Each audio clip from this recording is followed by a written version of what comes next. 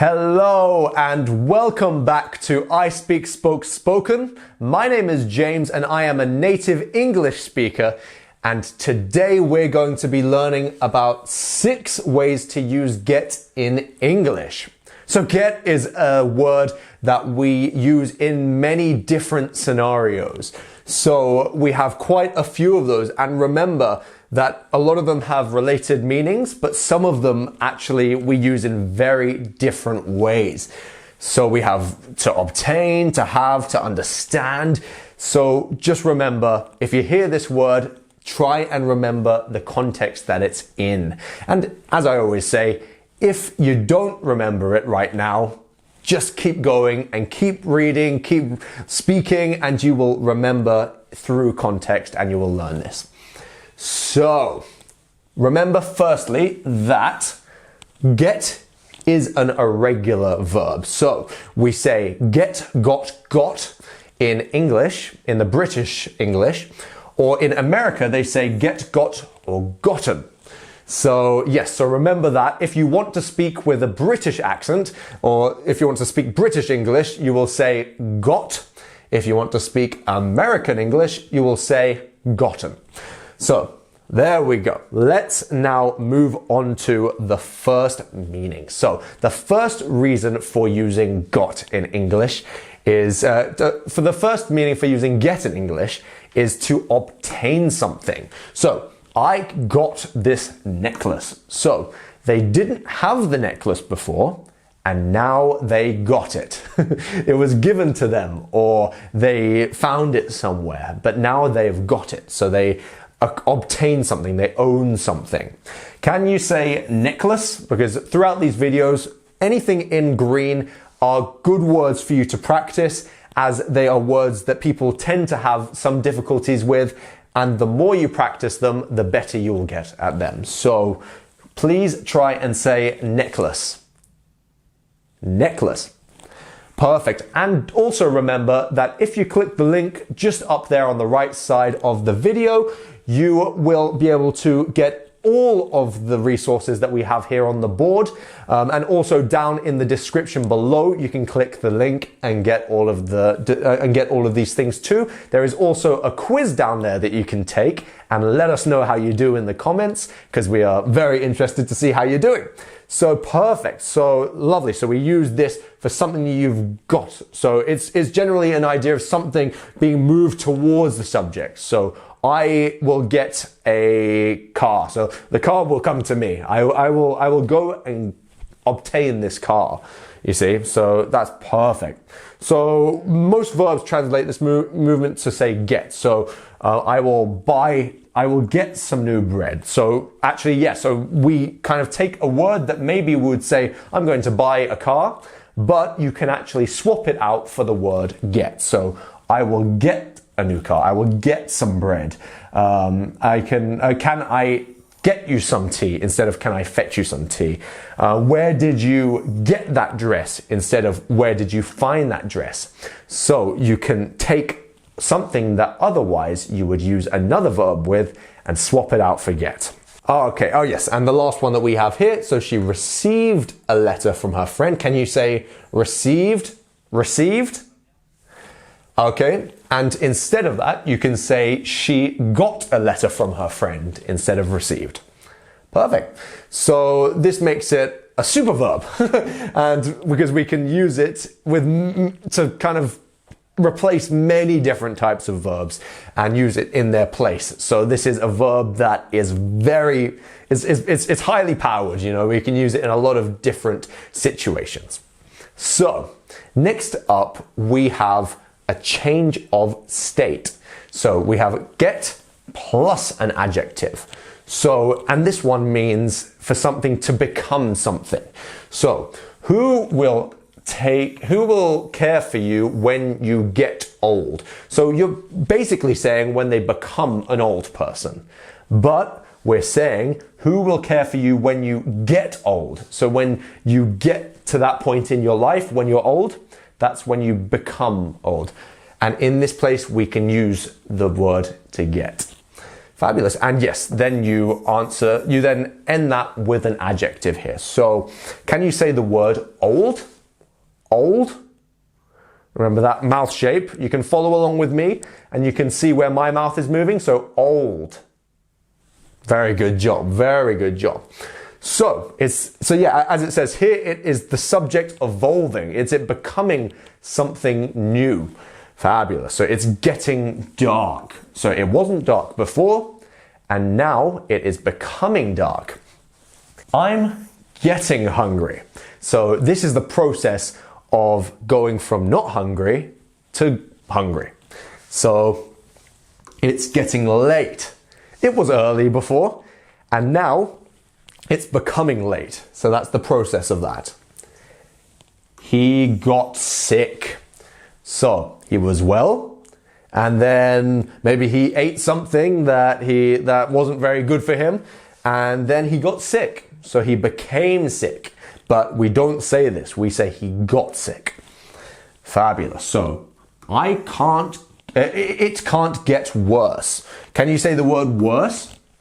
Worse. Worse. Fabulous. Good job. So it can't get worse. So like it can't, so this is actually stating that it can't become worse. It can't go from good to worse, because in this scenario, it's already as bad as it can get. It can't get worse. Next up, we talk about a movement. So we use get, and then we add on to get, we add a preposition. So to get into a car, he got off the bus at the wrong stop. Can you say stop? Very good. Very good. So just remember, if you need to pause and practice these pronunciations, do pause and you can use those. It's time to get out of bed. So to get out of bed, it's the process of being in the bed and then getting out of the bed. I got to the airport at 8:30. So I wasn't at the airport at 8:29. But then when it was 8:30, that's when I was at the airport. That's when I got there. Perfect. And maybe then you will use an imperative sentence and tell someone something. Get up. Maybe someone overslept. They pressed their snooze button on their phone a couple too many times in the morning. And maybe their parent or partner or someone is saying, get up, it's too late. We can't be sleeping anymore. So get up is an interesting one because get up can be used to tell someone to actually get up, but it can also be to tell someone to wake up. So, oh, get up, it's too late, it's too late. So it's to change that state of being asleep or change the state of being laying down. There we go. So next up we have the subject's action on themselves. So to get plus the past participle, which is the third form of the verb, if you know it in that way. So this is used to describe an activity that the subject of the action does. So she got dressed and left. I thought you got lost. So it's the action of having done something. So they got married. Can you say married? Married. Married. We don't say married or we say married. Married. There we go. So they got married last year. So it's the state of something happening to yourself. So I got married. I got christened. I got an award. Yes, I got an award. There you are. So they got married. There we go. So we use that in that kind of situation there. So don't confuse it with I am married. I got married. And I married him, because these have three different meanings. I am married is a statement about how married or not the person is. I got married is the statement of the person becoming married. And I married him is a statement about who the person married. Next up, we are talking about to make or have someone do something with to get. So here we use to get plus an object plus a to plus the verb. So get someone to do something. So if maybe you're someone's manager in work and you want to set them a task, so you want to get them to do something. So you should get him to pay you back. So you should say to him, that's what he needs to do. Get him to pay you back.